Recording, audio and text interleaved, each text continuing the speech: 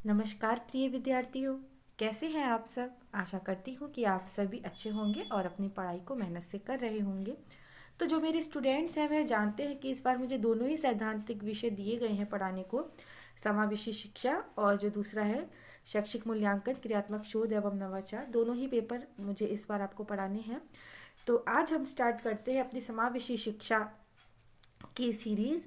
तो जो हमारा ये पेपर है इसका पूरा नाम है समावेशी शिक्षा एवं विशिष्ट आवश्यकता वाले बच्चों की शिक्षा, निर्देशन एवं परामर्श। तो अपना सिलेबस स्टार्ट करने से पहले, यूनिट स्टार्ट करने से पहले जो हमारा पूरा पाठ्यक्रम है उस पर एक बार दृष्टिपात कर लेना मुझे ज़रूरी लग रहा है, क्योंकि सिलेबस देख लेने से पता चल जाता है कि हमें कितना पढ़ना है। कुछ ज़्यादा भी ना पढ़ लें अनावश्यक और कोई महत्वपूर्ण टॉपिक ना छूट जाए।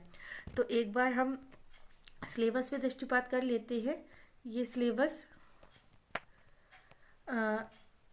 2 यूनिट्स में डिवाइड है, 3 यूनिट्स में डिवाइड है। पहला है खंड आ में विशिष्ट आवश्यकता वाले बच्चे, खंड वा में निर्देशन एवं परामर्श, और जो खंड 3 है उसमें है बाल अधिगम में निर्देशन एवं परामर्श का महत्व। तो ये हमारी 3 यूनिट्स हैं।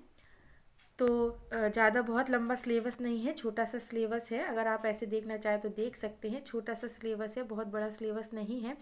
लेकिन इस छोटे से सिलेबस को भी हमें बहुत अच्छे से पढ़ना है, क्योंकि टेट सुपर टेट के दृष्टिकोण से बहुत ही महत्वपूर्ण सिलेबस है। तो ज़्यादा टाइम वेस्ट ना करते हुए स्टार्ट करते हैं आज का लेक्चर। तो सिलेबस को पढ़ने के लिए पहले, क्योंकि ये सब इंक्लूसिव एजुकेशन के बारे में है, विशिष्ट बालक के बारे में है, तो हम सबसे पहले समझते हैं कि विशिष्ट आवश्यकता वाले बच्चे आखिर होते कौन हैं, प्रतिभाशाली बच्चे होते कौन हैं। ठीक है, उसको समझना बहुत आवश्यक है। तो हमारा ये लेक्चर 1 है, जिसमें हम पढ़ेंगे विशिष्ट आवश्यकता वाले बच्चों की शिक्षा, और इसमें हम प्रतिभाशाली बालक को भी पढ़ेंगे। ठीक है, तो स्टार्ट करते हैं।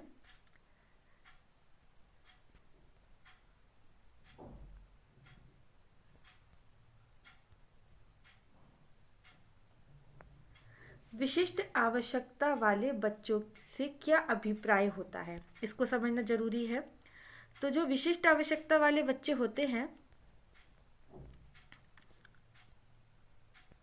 थोड़ा बहुत दिनों बाद वीडियो बना रही हूँ कैम स्कैनर पे, चलिए ठीक है। तो विशिष्ट आवश्यकता वाले बच्चों को समझने के लिए पहले हमें सामान्य बच्चे को समझना जरूरी है कि एक सामान्य बच्चा क्या होता है, तभी हम विशिष्ट वाला को समझ पाएंगे। तो जो सामान्य बच्चा होता है उसका औसत जो शारीरिक और मानसिक स्तर होता है वो सामान्य होता है। ठीक है, अगर हम उसकी बुद्धि लब्धि, यहाँ पे आप बुद्धि लब्धि कर लीजिएगा, आईक्यू की बात करें तो वो 90 से 110 होता है। ठीक है, ये एक सामान्य बच्चे की बात हो रही है, उन्हें हम सामान्य बच्चे के रूप में जानते हैं।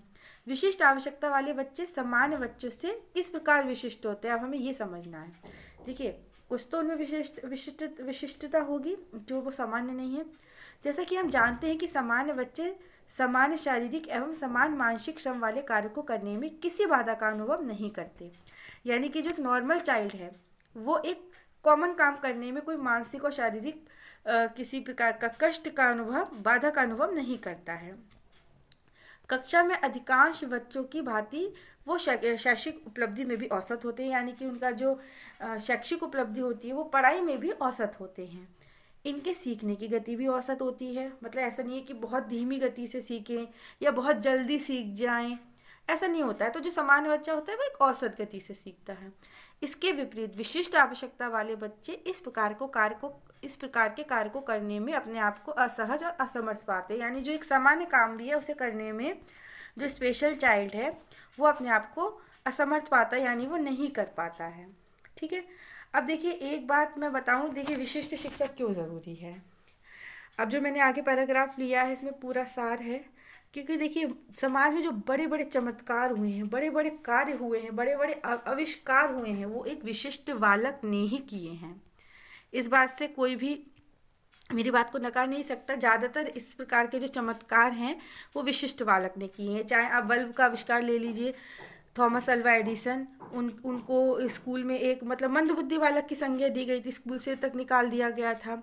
ठीक है, अल्बर्ट आइंस्टीन, जिनका भाषा का विकास बहुत स्लो था। अमेरिकी राष्ट्रपति रूजवेल्ट स्वयं पोलियोग्रस्त थे।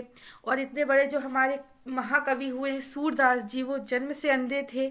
तो उनमें कुछ विशिष्टता थी। अगर ऐसे विशिष्ट वालों की पहचान की जाए, उन्हें अच्छी शिक्षा प्रशिक्षण दिया जाए, तो बहुत बड़े चमत्कार कर सकते हैं। इसीलिए ये टॉपिक आपके सिलेबस में इंक्लूड किया गया है। तो यह विशिष्टता जो होती है, जो ये बच्चा जो सामान्य से कुछ अलग होता है, इसका कारण देखिए या तो वंशानुगत होता है और कभी कभी वातावरण जन्य भी होता है।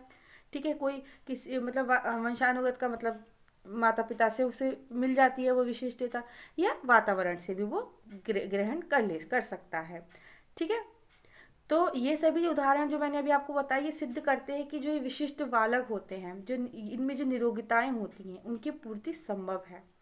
कोई भी अक्षम बच्चे को उचित शिक्षा और प्रशिक्षण के द्वारा सामान्य बच्चों की तरह स्वयं के लिए, राष्ट्र एवं समाज के लिए उपयोगी बनाया जा सकता है। यानी वो स्वयं के लिए तो उपयोगी बन ही जाएगा, वो विशिष्ट बच्चा, अगर उसे अच्छी शिक्षा मिलेगी, वो समाज और राष्ट्र के लिए भी बहुत कुछ कर सकता है। आज प्राय विश्व के सभी देशों में विशिष्ट आवश्यकता वाले बच्चों के प्रति दृष्टिकोण में आमूलचूल परिवर्तन हुआ है। यानी कि आज विशिष्ट बालक को पहले की तरह ये दृष्टि से नहीं देखा जा रहा है, बहुत परिवर्तन हुआ है।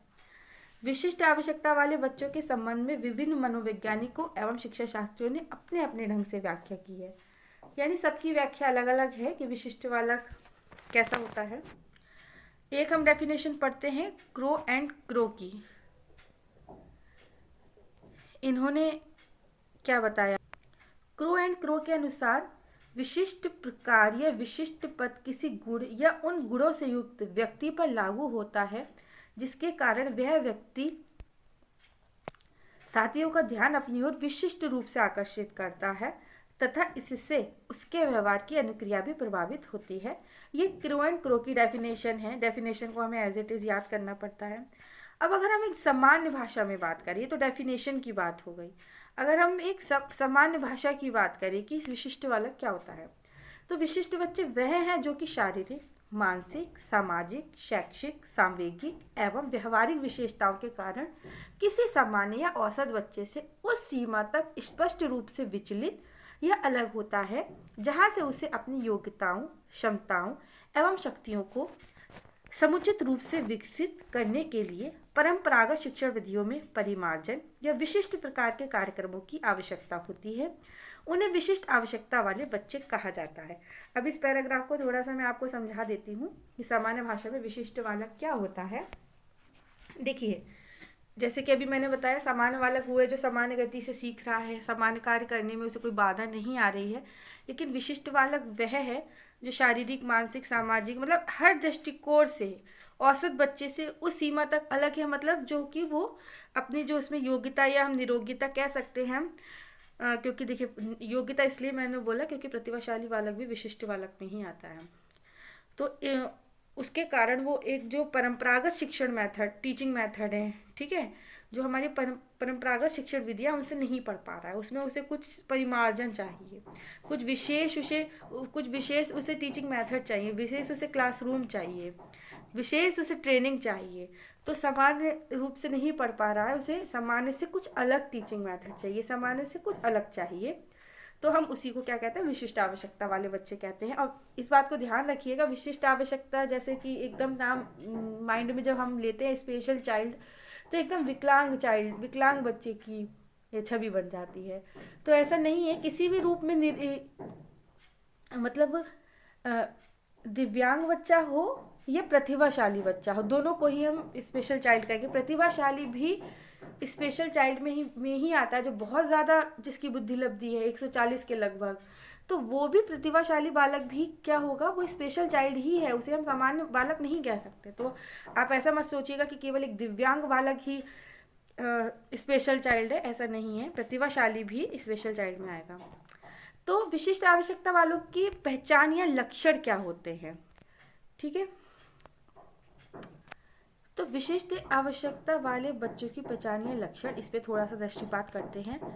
देखिए, कहीं कहीं स्पेलिंग मिस्टेक हो गई है, उसे आप ठीक कर लीजिएगा, इतना मैं आप लोगों से आशा रख रही हूँ कि आप उसको अंडरस्टूड करेंगे और ठीक कर लेंगे, एज इट इज़ नहीं लिख लेंगे। ठीक है। तो विशिष्ट आवश्यकता वाले बच्चे सामान्य बच्चों से विशिष्ट लक्षणों वाले होते हैं। सामान्य बच्चों में पाई जाने वाली जो कुछ ट्रेट्स हैं, जो गुण हैं, जैसे अंतर्मुखी होना, नहीं देखिए सामान्य बच्चा तो, यहाँ थोड़ा सा मैंने गलत लिख दिया है। ये जो गुण हैं ये एक जो स्पेशल चाइल्ड है उसके हैं। सामान्य बच्चे में ये सब नहीं होते। सामान्य बच्चा तो बहुमुखी होता है, आशावादी होता है, सामूहिक रूप से स्थिर होता है, शर्मीला भी ज़्यादा नहीं होता। तो ये सारे जो गुण हैं ये मैं एक विशिष्ट बालक के आपको बता रही हूँ कि जो उसके ट्रेट्स हैं वो है अंतर्मुखी होता है विशिष्ट बालक, निराशावादी होता है, सांवेगिक रूप से सांवेगिक मतलब बहुत ज़्यादा इमोशनल होता है, स्थिर होता है काम को करने में, शर्मीले होते हैं, निष्क्रिय होते हैं, आत्मकेंद्रित होते हैं, चिंताग्रस्त होते हैं, निर्भर प्रवृत्ति यानी दूसरे पर डिपेंड होते हैं, बहुत ज़्यादा कभी कभी उग्र हो जाते हैं, एकांकी भावना वाले होते हैं। तो इनकी पहचान हम कैसे कर सकते हैं? ये जो विशिष्ट बालक हैं जिनमें ये सारे गुण हैं, इनकी पहचान कैसे कर सकते हैं ये आगे पढ़ेंगे। यहाँ पे थोड़ा सा हम इसका वर्गीकरण एक बार देख लेते हैं कि जो विशिष्ट बालक है उसका यहाँ वर्गीकरण मैंने दिया है। तो एक तो हो गया सामान्य बच्चा। तो सामान्य बच्चे से कुछ हो गए शारीरिक रूप से भिन्न, कुछ हो गए सामाजिक रूप से भिन्न, कुछ हो गए शैक्षिक रूप से भिन्न, कुछ हो गए मानसिक रूप से भिन्न। इसको मैं पॉइंट आउट करके बता देती हूँ आपको कि विशिष्ट बच्चे को हम कैसे बोल सकते हैं कि वो सामान्य बच्चे से किस किस रूप में भिन्न हो सकता है। तो सबसे पहला तो हो गया शारीरिक रूप से हो सकता है, शैक्षिक रूप से हो सकता है, सामाजिक रूप से हो सकता है और मानसिक रूप से। इन रूपों में जो विशिष्ट बालक होता है वो सामान्य बच्चे से अलग होता है। ठीक है। शारीरिक रूप से जैसे सांवेदिक रूप से बाधित हो सकता है, गतीय बाधित या बहुल बाधित, ये बहुत सारी इसमें बाधा हो जाएंगी। ठीक है। अभी इसको हम आगे बहुत डिटेल में भी पढ़ेंगे, यहाँ पे एक शॉर्ट में पढ़िए केवल इसको, आप एक इंट्रोडक्टरी क्लास ही समझिए। फिर सामाजिक रूप से कैसे, सांवेगिक रूप से असमायोजित जो बच्चे होते हैं, वंचित बच्चे, समस्यात्मक बच्चे, बाल अपराधी, माता पिता द्वारा तिरस्कृत। ठीक है। और मानसिक रूप से प्रतिभाशाली, अभी मैंने कहा था ना जो ज़्यादा भी बुद्धिमान है वो भी स्पेशल में आएंगे। प्रतिभाशाली, सृजनात्मक यानी क्रिएटिव, और मंदबुद्धि जो पढ़ाई में खराब हैं, बहुत उनकी बुद्धि खराब है, कम है आईक्यू, वो भी मंदबुद्धि बच्चे भी विशिष्ट बालक में ही आएंगे।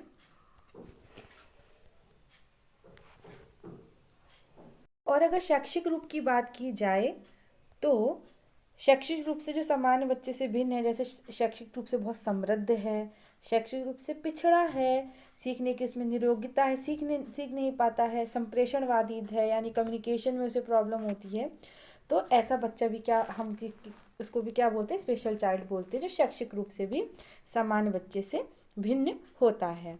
ठीक है। तो आगे बढ़ते हैं। तो एक बार फिर से हम इसको देख लेते हैं कि सामान्य बच्चे से किस किस रूप में भिन्न है, सामाजिक रूप से, शैक्षिक रूप से, शारीरिक रूप से और मानसिक रूप से। किसी भी प्रकार से जो बच्चा सामान्य बच्चे से भिन्न होता है उसे हम बोलते हैं स्पेशल चाइल्ड। अब हम ये पढ़ेंगे कि प्रतिभाशाली बच्चे कौन से होते हैं। तो देखिए जो प्रतिभाशाली बच्चे हैं तो उनका जो आईक्यू होता है, सबने अलग अलग बताया, किसी ने 135, किसी ने 140, अलग अलग मनोवैज्ञानिकों ने अलग अलग बताया है। तो हम कैसे मतलब मानेंगे कि वो प्रतिभाशाली है, सामान्य नहीं है? तो बस उस आईक्यू के आधार पर हम बोल सकते हैं कि जिनका 135 या 140 से ऊपर होता है आईक्यू यानी बुद्धि लब्धि, वो बच्चे प्रतिभाशाली होते हैं। आईक्यू निकालना भी हम लोग अभी आगे सीखेंगे। तो एक बहुत ही फेमस हुए हैं मनोवैज्ञानिक टर्मन, उनके अनुसार जो 140 बुद्धि लब्धि से इससे ऊपर वाले जो बच्चे होते हैं यानी जिनकी बुद्धि लब्धि 140 से ऊपर होती है उनको हम प्रतिभाशाली बालक बोल सकते हैं। टर्मन के अनुसार उन्होंने 140 से ऊपर माना है आईक्यू प्रतिभाशाली बालक का। अब हम प्रतिभाशाली बालक की पहचान कैसे करेंगे? हम ऐसे तो नहीं बोल सकते ना कि ये प्रतिभाशाली है, बहुत ज़्यादा अच्छा है, मतलब इसका आईक्यू बहुत अच्छा है। कुछ तो करना पड़ेगा, कुछ परीक्षण लेने पड़ेंगे। तो उसके लिए बुद्धि परीक्षा यानी इंटेलिजेंट टेस्ट ले सकते हैं, बहुत सारी बुद्धि परीक्षाएं होती हैं। प्रवृत्ता परीक्षा ले सकते हैं, संबंधित व्यक्तियों से हम सूचना को हम एकत्र कर सकते हैं। ठीक है। इस प्रकार से हम प्रतिभाशाली बालक की खोज कर सकते हैं। इसको फिर से थोड़ा डिटेल में पढ़ लेते हैं। बुद्धि परीक्षा यानी इंटेलिजेंस टेस्ट। तो इसमें क्या है, प्रतिभाशाली बच्चों की पहचान के लिए जो टीचर है वो बुद्धि परीक्षण कर सकता है। ये वर्बल एंड नॉन वर्बल दोनों हो सकते हैं, ठीक है, वर्बल भी हो सकता है और नॉन वर्बल भी हो सकता है। प्रवृत्ता परीक्षा, अध्यापक प्रवृत्ता परीक्षा के द्वारा बच्चों के सम्मान एवं भविष्य की उन्नति के बारे में अनुमान लगा सकते हैं। इसके लिए अध्यापक को प्रशिक्षित होना चाहिए, यानी अगर टीचर ट्रेंड नहीं है तो वो ये नहीं परीक्षा नहीं ले पाएगा।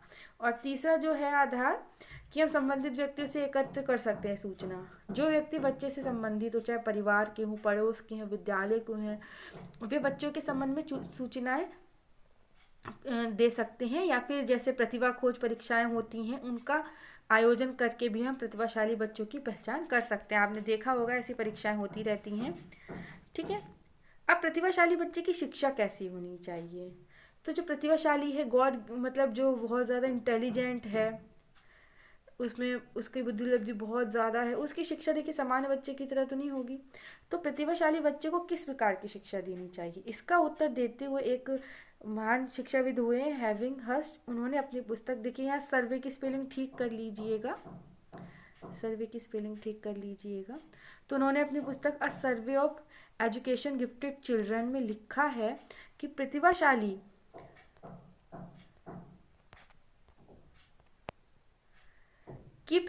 बच्चों के लिए शिक्षा का सफल कार्यक्रम वही हो सकता है जिसका उद्देश्य उनकी विभिन्न योग्यताओं का विकास करना हो। यानी उनमें जो योग्यताएं हैं, स्पेशल जो उनमें स्किल्स हैं, उनका विकास जो कर सके, ऐसी शिक्षा होनी चाहिए। इस कथन के अनुसार प्रतिभाशाली बच्चों की शिक्षा का कार्यक्रम इस प्रकार होना चाहिए कि प्रतिभाशाली बच्चों के लिए अवसरों की समानता हो, विशेष एवं संबद्ध पाठ्यक्रम के अंतर्गत शिक्षा दी जाए, असामाजिक आदतों को रोका जाए। देखिए जो ज़्यादा प्रतिभाशाली होते हैं ना, जिनका बुद्धि लब्धि ज़्यादा होती है, मतलब फिर वो उनका मतलब जो माइंड होता है वो कुछ असामाजिक कामों में लग जाता है। देखिए जितने भी चोर डाकू आतंकवादी होते हैं उनका IQ बहुत होता है, वो भी प्रतिभाशाली ही होते हैं, है ना। बड़ी बड़ी घटनाओं का अंजाम दे देते हैं, बम बनाना, ये सब करना, चोरी करना, बड़े बड़े उसमें मतलब ताले तोड़ लेना, ये कोई कॉमन बच्चा कर लेगा तो वो कौन से होते हैं? वो प्रतिभाशाली ही होते हैं।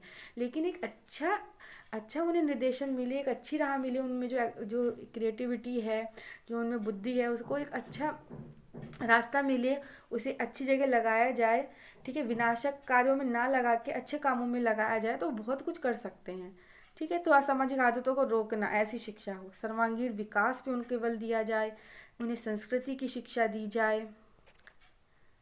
एक सेकेंड, थोड़ा सा पॉइंट आउट करके आपको बताती हूँ। संस्कृति की शिक्षा दी जाए, सामान्य बच्चों के साथ शिक्षा दी जाए, ये भी बहुत ज़्यादा ज़रूरी है, वरना उनका समायोजन नहीं होगा। उन केवल मान लीजिए क्लासरूम में केवल विशिष्ट बालक ही हैं, केवल प्रतिभाशाली बालक ही हैं, तो उनका बाद में सामान्य बच्चों से समायोजन नहीं होगा। तो सामान्य बच्चों के साथ शिक्षा दी जाए, पाठ्य सहभागी क्रियाओं का आयोजन किया जाए, सामाजिक अनुभवों के अवसर दिए जाएं, नेतृत्व का परीक्षण यानी लीडरशिप की ट्रेनिंग दी जाए, शैक्षिक कार्यक्रमों का आयोजन किया जाए, प्रोत्साहन दिया जाए उनके उस जो प्रतिभा है उसको, श्रेष्ठ एवं विशेष रूप से प्रशिक्षित अध्यापकों द्वारा प्रशिक्षण दिया जाए। बच्चों की रुचि के अनुसार उन्हें अच्छे अच्छे काम दिए जाएं, पुस्तकालय सुविधाएं उपलब्ध कराई जाएं और योजना विधि द्वारा, मतलब एक प्रोजेक्ट मेथड हो, ऐसा नहीं है वो कुछ भी हम उन्हें पढ़ा दें, एक मेथड के द्वारा, एक योजना, एक प्लानिंग के द्वारा, ठीक है, उन्हें टीचिंग कराई जाए। और कहीं कहीं हम उनको, जैसे अभी मैंने ऊपर बोला सामान्य बच्चों के साथ शिक्षा, लेकिन हम उन्हें विशेष कुछ उनके लिए कुछ ऐसे स्कूल की भी व्यवस्था करें जो कुछ स्पेशल हों, विशेष कक्षाओं की, क्योंकि सामान्य तो टीचिंग मेथड से वो नहीं सीख पा रहे हैं, कॉमन जो परंपरागत चलता आ रहा है उससे नहीं सीख पा रहे हैं, तो उनके लिए कुछ स्पेशल क्लास भी बनाया जाए और शिक्षक द्वारा उन पर कुछ व्यक्तिगत ध्यान भी दिया जाए। शिक्षा का आधार बच्चे का अध्ययन करना हो, समय समय पर उन्हें गाइडेंस एंड काउंसलिंग भी दी जाए। तो ये टॉपिक था आज का, जो मुझे आशा करती हूँ कि आपको समझ में आया होगा। कुछ आपको कन्फ्यूज़न हो तो आप कमेंट बॉक्स में कमेंट करके पूछिएगा, ठीक है। अब एक बार जल्दी जल्दी देख लेते हैं हमने इसमें क्या पढ़ा। हमने विशिष्ट आवश्यकता वाले बच्चों का अभिप्राय पढ़ा कि जो स्पेशल चाइल्ड होता है वो कौन होता है, जो सामान्य बच्चे से अलग होता है, ठीक है। बड़े बड़े जो विद्वान लोग हुए हैं, बड़े बड़े आविष्कारक हुए हैं, वो विशिष्ट बालक ही थे। और हमने सामान्य बालक क्या होता है वो भी पढ़ा। विशिष्ट आवश्यकता वाले बच्चों की पहचान और लक्षण पढ़े और किस रूप में वो सामान्य बालक से भिन्न होते हैं ये हमने पढ़ा।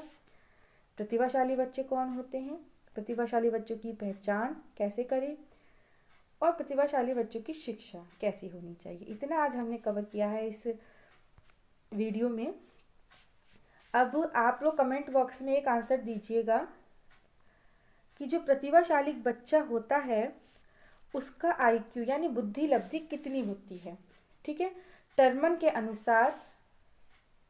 अनुसार लिखिएगा। जो टर्मन एक महान मनोवैज्ञानिक हुए हैं, उनके अनुसार प्रतिभाशाली बच्चे का आईक्यू यानी बुद्धि लब्धि कितनी होती है। सभी लोग कमेंट बॉक्स में इसका आंसर लिखेंगे और जिन्होंने भी वीडियो देखी है अपने नाम और रोल नंबर के साथ कमेंट में लिखेंगे। जो मेरे स्टूडेंट हैं डाइट फरीदपुर बरेली के, मैं जो बच्चे डाइट के नहीं हैं बरेली के, वो नहीं जानते होंगे तो मैं एक बार बता दूं कि मैं डाइट फरीदपुर बरेली में प्रवक्ता शिक्षा शास्त्र के पद पे कार्यरत हूँ। तो बच्चे जो मेरे स्टूडेंट हैं वो सब अपने नाम और रोल नंबर के साथ कमेंट बॉक्स में इस क्वेश्चन का आंसर लिखेंगे ताकि मुझे पता रहे किस किसने क्लास अटेंड करी।